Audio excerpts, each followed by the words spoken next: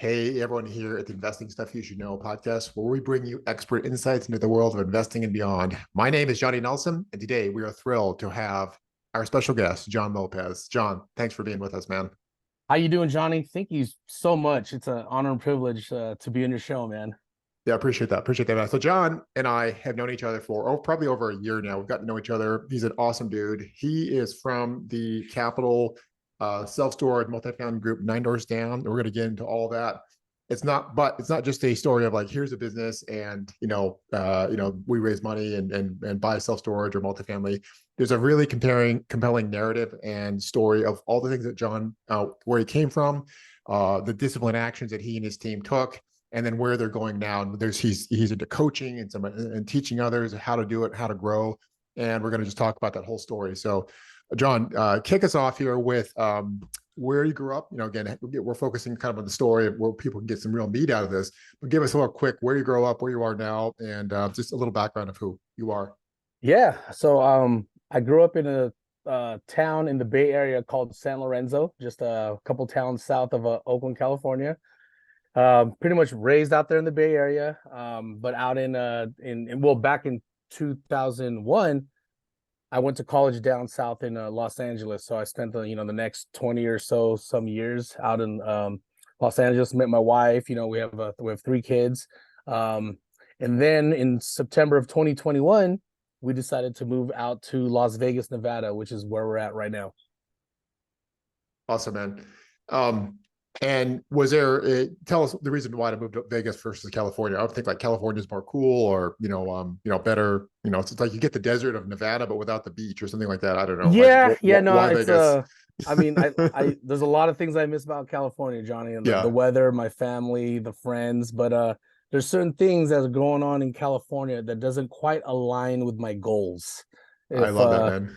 I'll let people decode that for themselves. There you go, man. Yeah, we love California. It's a beautiful state, beautiful people, but sometimes, like you said, there's just some things that like just hard to mesh with, business and other things. But moving beyond that here, you had a background kind of in retail and looks like maybe some phone self. It's amazing, man. Actually, I've talked to a number of guys that had a background in like cell phone or phone service, some other things like that. Why is that? And I'm just asking you a question that you're obviously not these other dudes.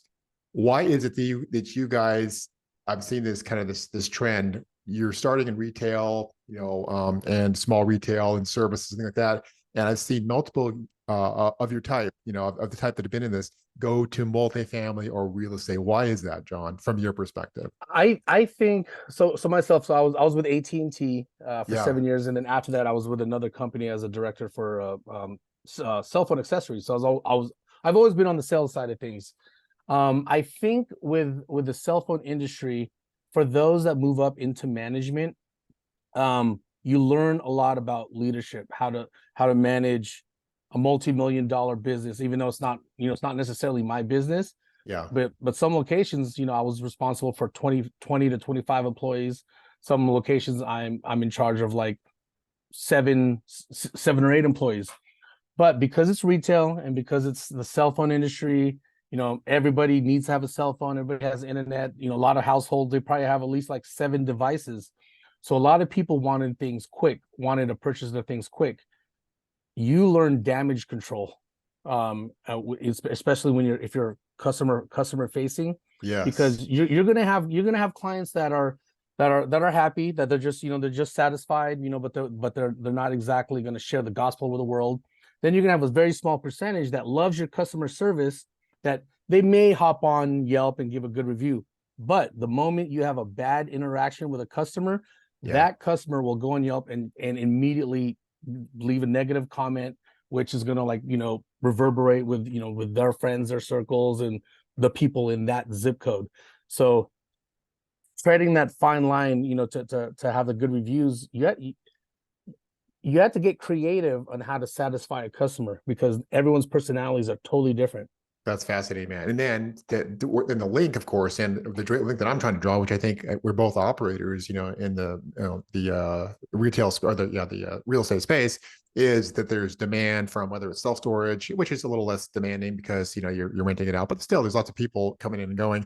And then of course in the multifamily space too, lots of people that are nice, people that are not nice. Again, that's a small slice of those people, but really can get negative fast.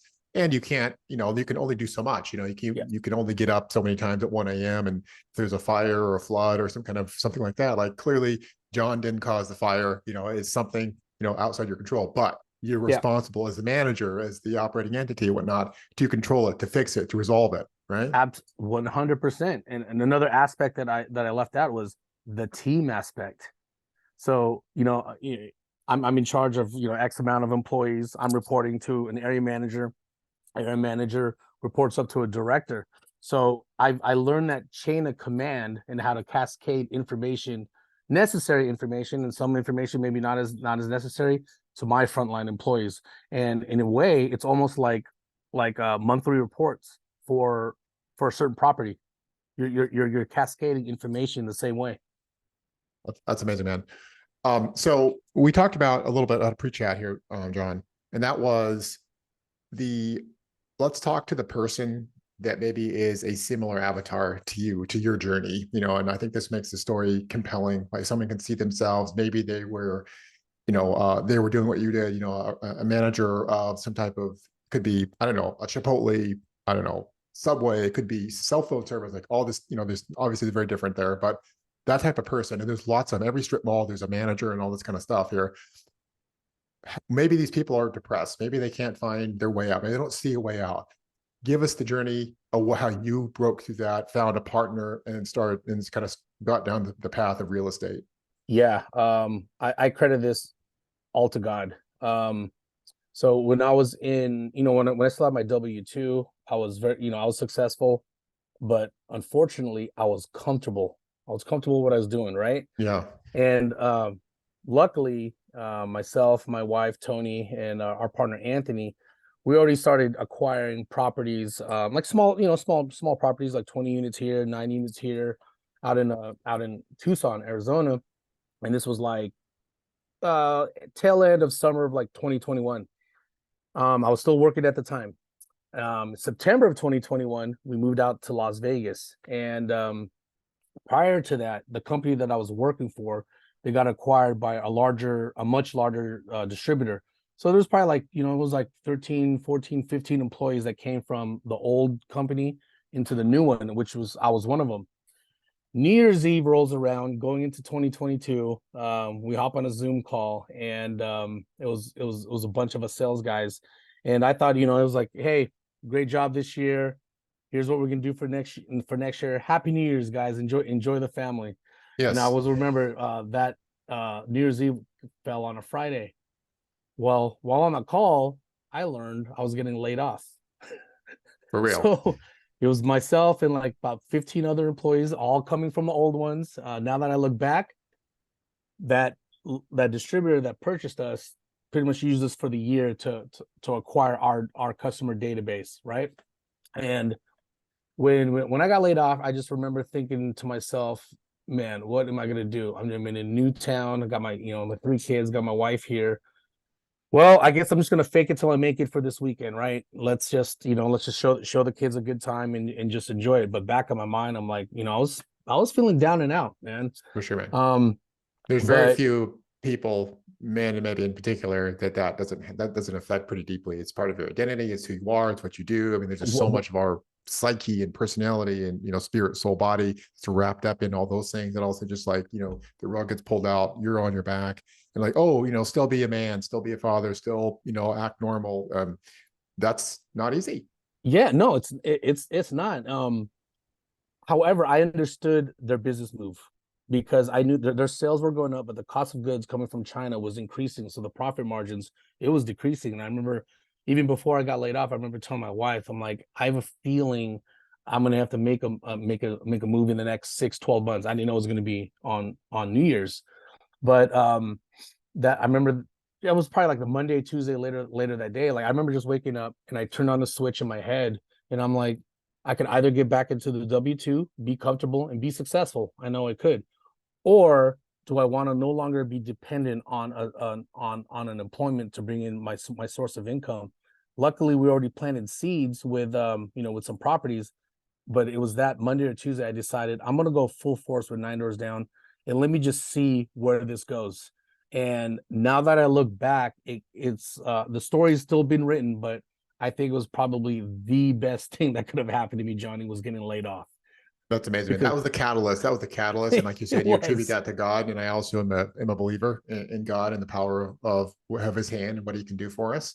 And yeah, and so that's very powerful. So if you're religious or not religious, sometimes it just can be a major event. But John took it positively, put it into action, and it's been incredible since that time. As he goes forward, like you said, your story is still being written. So that was a catalyst, like you said, John. And now, and then as you go forward, you jumped right into, I think it was self-storage. Like you said, you already had a few properties. That's a Yep. smart. Just to make a kind of a side note in the margin here. That's really smart. I do recommend that if people are looking for advice, to have a W-2 job and then try to acquire with partners if possible. Again, that's just my opinion. Some real estate. So you're not just brand new, like all of a sudden tomorrow I'm going to quit my job and I'm going to start doing flipping or wholesaling. Very risky, very difficult to do. So try to have some real estate on the side, kind of paralleling your activities, your income. And then if some event happens, like you get laid off or there's a job change, or you have to move or whatever it is, then you can actually consider it and see whether that's something you want to do and grow into. And obviously you did. So just moving forward to the story, what was the next couple of steps here? And I want to get into the coaching piece and some of the things you've actually Yeah. leveraged, but let's talk again, just kind of the finish the story there. If you jumped into self-storage and Yeah. some other things. So the very first deal that we capital raised on was for a self storage. It was a 439 unit self storage out in Galveston, Texas, and it was a joint venture structure. And when the deal came on our laps, this was probably August of 2021. So we just closed a 9 unit, and I'm about to get ready to move to Las Vegas. And when my partner Anthony presented the idea, the catch was we had to raise $4 million for the deal. It was a $10.5 million deal. And at that point, I was like, I don't know if I'm ready to do this, guys. I was like, I understand the powers of real estate. I'm an LP in some deals out in Arizona. However, I've never asked anyone for $50,000, $100,000, $250,000, right? It was my limited People have no belief at the idea. time. People have no idea how uncomfortable it is. Like Yeah. it's like you're gonna ask maybe friends, maybe acquaintances, and just like literally like cash, and obviously there's structure and there's legal and it's very protected and it's very legitimate. It's a very legitimate kind of business. But when you're first getting into it, maybe you're not from that world or that background. Yeah. That's awkward. It's very awkward, man. It's like, because your circle of influence, a lot of it's friends and family, some coworkers, right? You haven't really developed a brand, you haven't really developed a reputation, right? So it was definitely an uphill battle, but we took it on because we knew that if we did not raise that capital, we could still learn from it and apply it to other deals. However, I'm so happy we did it because as a group, we raised the $4 million in a span of like just 2 weeks. That's Granted, astonishing. That's astonishing. 2021 is a lot different than how it was in right now in 2023. The capital raising conditions are totally different. But we did it. And when that deal closed in February of 2022, we did a virtual high five because my partner Anthony is out in Los Angeles. But we knew we had a good immediate problem at hand. We had about $1 million worth of oversubscriptions at closing date. Combination of guys that like just didn't wire in time, they didn't see our communications, whatever it may be. But we knew we had a pool of capital that we had access to. And that's when Anthony had a bright idea to open up a fund. And then that's why, we joined the Black Card program with Bridger Pennington, met you Yes, sir. through the program. And then when the fund launched, so this was like June of 2022, I thought we were just going to take on a couple deals. I didn't know we were going to take down total of one self-storage deal, three multifamily deals, totaling like 977 units in of last year. And then this year we've already closed on two deals, close to like 400 units, and then we have another 140 unit that's closing by Halloween. All multifamily. We didn't strike any self-storage deals this Sure. year, Yeah. but again, everything is a result of action.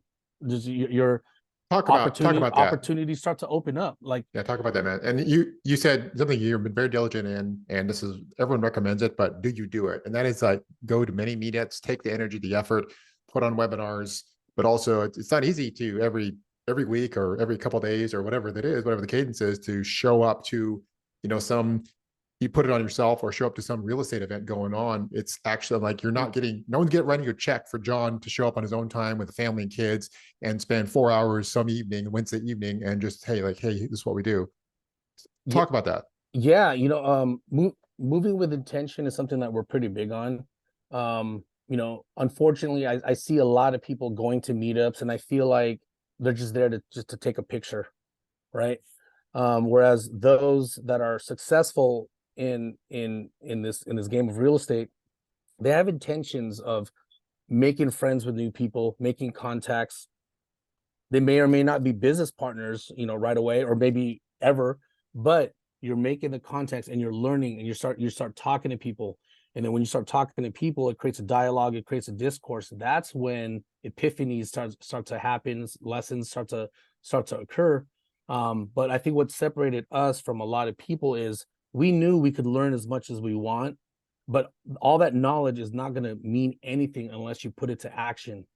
So that Yes. was the main difference with us, and we weren't scared to dive into it. Like, we feel like we just got to know 40% of that business and have an idea, because there's certain things you just can't underwrite. You can't underwrite for a fire, you can't underwrite for crimes that were to happen on a property, but at least you're going in that direction. There's gonna be lessons they're gonna be made. Some are harder to swallow than others, but while you're making those lessons, your equity is still building. That's the big difference, because you're still holding on to the property. For sure, man. That's awesome. Yeah, so thank you for sharing that amazing story and how it it's come to pass, and you kind of grew into that. If you'd share with us next, John, the kind of the let me back up there. I love it when I see the stories, and there's been a few times in my own life where you're doing something and you're maybe hustling and trying to grind, and then some kind of new avenue to open up another business that's unique to you, unique to your skill set and your situation and your partners, opens up by having a creative mind, having a nimble mindset, being open to inspiration from others, from God, from just meditating, and all kinds of ways that creativity can come into your life. And that's what happened to you. Share with us that story, if you would, about you started mentoring some people specifically in the capital raising space, and all of a sudden you got hit in the head virtually, and oh my gosh, this could be a business. Can you talk about that, please? Absolutely. Johnny, you had a lot to do with it, man. Seriously, I know we're on the podcast. That's ridiculous. I don't believe you. No, we didn't coach you, right? But we both hopped on that Rise deal together, right? Yes, sir. Yeah. And we're rubbing ideas off of like one another, and through that I met other guys that's on Avester, with the GOB2, the Wanda and Greg. Yes, sir. And Yeah. I wouldn't say I was coaching you guys at one bit, but we were like kind of guiding each other, right? So that was last year. Yeah, Earlier that was part fun. That was fun. Just again for the audience, what are they referring to? We're John and I. There's all these groups of capitalizing groups and masterminds and so whatnot, just to keep it simple for folks. And John and I were part of several teams, several groups doing working on similar projects. So he was raising for a multifamily deal in Arizona, Phoenix, and I was as well with another group, and we kind of partnered and bounced a lot of good ideas and lessons and best practices off each other, just to give a little clarity there. Yeah. But please continue, sir. Yeah. And ironically, that deal, Johnny, that we worked on, our actions opened up a floodgate for guys on Avester, right? Because now Now we're talking about higher prefs, higher splits. We didn't get Yeah. it on that specific deal, but if we decided to hop on board on a new one, we can get that if we raise an X dollar amount. But earlier this year, a few guys started approaching us and they were like, "Hey, we want to get into real estate. We like what you're doing. We feel like Nine Doors Down is doing something different than having to source the deal directly themselves, even though we do source deals ourselves." So we started coaching people over Zoom. We weren't asking for any money whatsoever at that time. We were just like, let's help them build their knowledge so that way we could eventually partner up with them and we could raise capital that much more efficiently for a certain deal, right? One student turned into two, three turned into four. Next thing you know, we're up to like 5 or 6. One of the students asked myself and Anthony, "What are you guys going to do when you have 20 students?" And we're like, we wouldn't take it on because that means we're on Zoom for 20 hours and, we still have a business to run with, Nine Doors Down. But it was that question that got us thinking, we're already doing it. Why don't we just record the content, have it all laid out like in videos, have quizzes and everything. Right. And we partnered up with one of my best friends from the Bay Area. His name is Adrian. And he's developed courses for several HR departments on the Bay Area, like Alameda County Sheriff is one of them. So he's got expertise in that. He's got some expertise. Again, you leverage your network, found someone, which is why you grow networks, but also a lot of people grow their networks, John, but then they don't tap into the networks. They don't foster those kinds of relationships where if they need something from John, they can ask John, and you just like dump value all over them, just everywhere. Versus like Adrian, and then all of a sudden this guy, he's got expertise in courses and online and this and that, which is definitely a skill set and expertise is needed.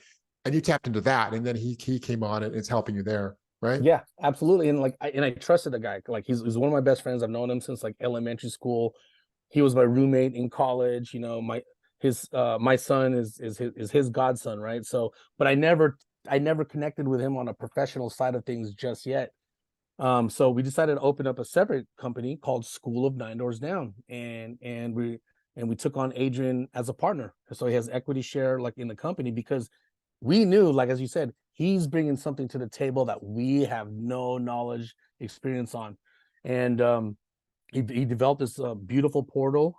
It's www.schoolofninedoorsdown.com, and we focus strictly on helping others to raise capital, whether they're struggling to raise capital or they're just new to it and just want to learn kind of like how to pitch our brand, regardless if you have a deal or not. I think that's something that we've learned coming from the Black Card program, right? It's just you're telling your compelling story, because there's a lot of times when I'd meet these people at meetups and there's just like, bam, here's the investment summary. Well, the investment summary is great.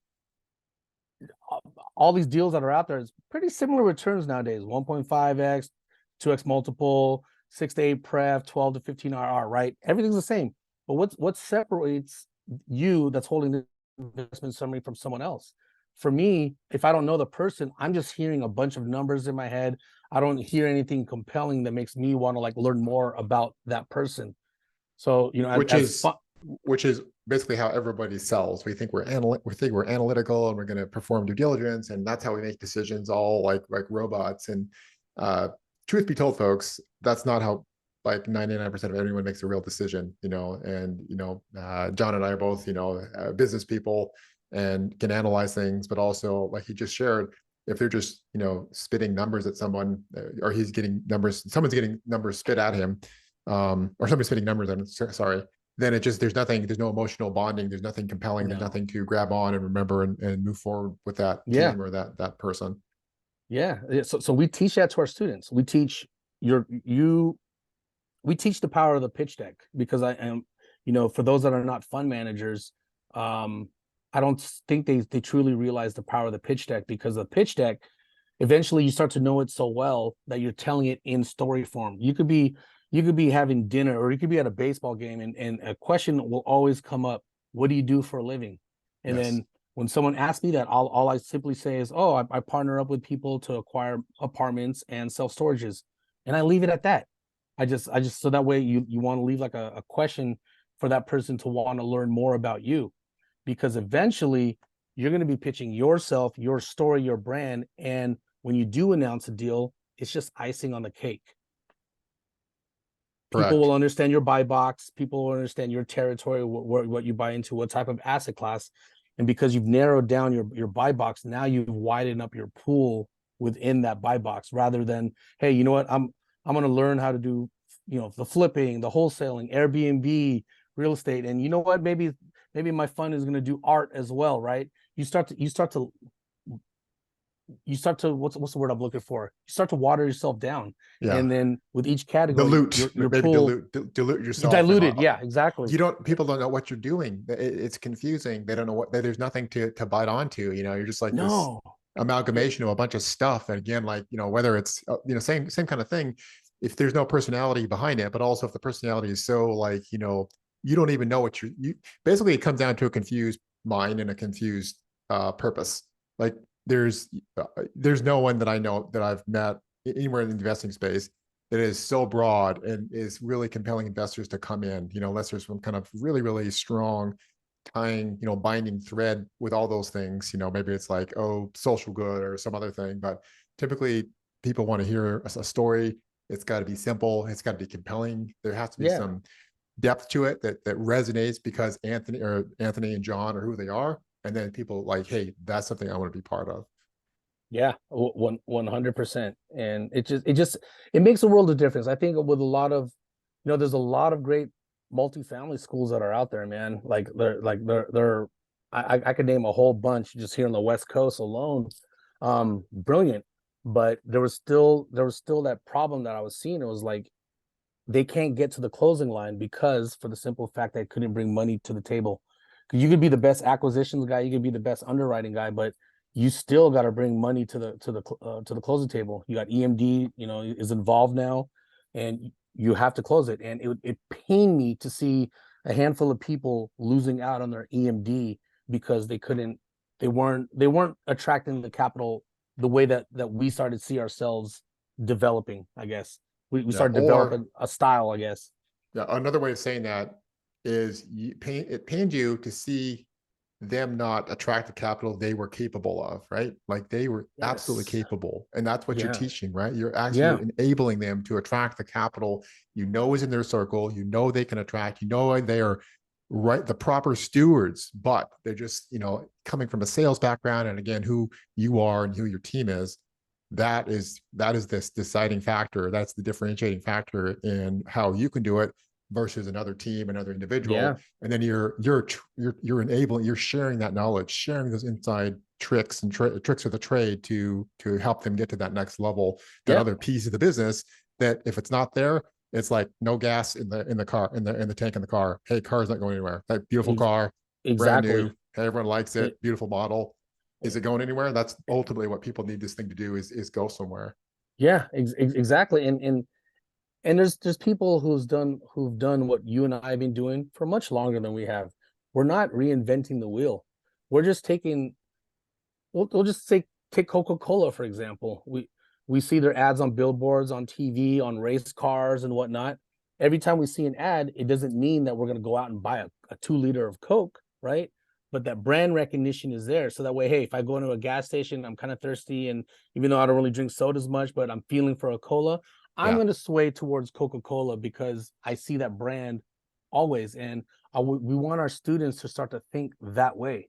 Like, you don't want people to hear your name just when you have a deal that you announce, right? And some people, you may not have a deal for 12, 18 months, but from that 12 to 18 months, you could still send out educational emails. You could still put out content on social media, things that will provide value to others, but in return, you're now developing your brand. You're developing your story. So that way, when you actually do announce a deal or two on Avestor, those investors are going to be more prone to invest because they understand your story. They know your buy box. They know your territories that you're in. They know your specific asset classes. And so For sure. we teach our students to kind of narrow down that bottleneck rather than a shotgun approach. Hey, let's take a 308 bolt action and we're going to go straight directly into it. So we take on that approach with our students. Amazing, man. And just to kind of go into the last part of the show here, but just to say one comment on top of that, I think this could actually be applicable to not just real estate. It's not, I think it's absolutely broad. You can broaden it beyond real estate. Whether it's you're trying to kick off maybe a cleaning business, or you have a brand new idea, kind of like almost, bordering on like venture capital or some kind of brand new startup. And there's all kinds of startup funding and resources there.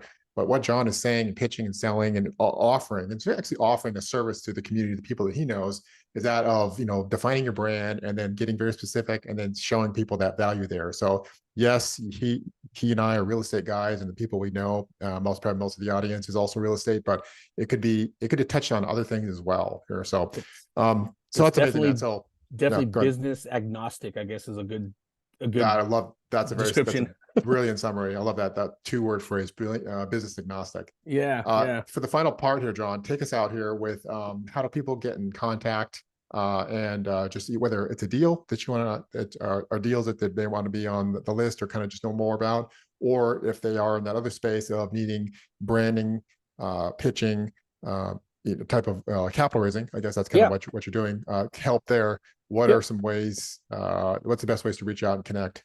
Yeah, I think my email is probably the best way to get hold of me. It's J Lopez, JLOPEZ at 9doorsdown.com. And then we have two websites. So if there's one on the acquisition side of things and you want to partner up with us on deals, that's going to be on 9doorsdown.com, NINEDOORSDOWN.com. But for those that want to learn and learn the art of like attracting and raising capital, that's when we have School of 9 Doors Down, and you can find us at www.schoolofninedoorsdown.com. And the 9 is just spelled out. Amazing, man. Amazing. Well, anyway, folks, thanks for listening to another episode. This has been an exciting episode with John, and discussing what he's done. Just to recap, he started out in the real estate space. Actually started out in the retail space, then into real estate, and then discovered a new niche even within that, and he's still doing the other thing. So this is the life of an entrepreneur, a real businessman, and his team. And it's just exciting to share and be part of, to observe and witness those kinds of stories. So thank you for listening to another episode of Investing Stuff You Should Know. And until next time, thank you. Hey, John. Thank you, Johnny.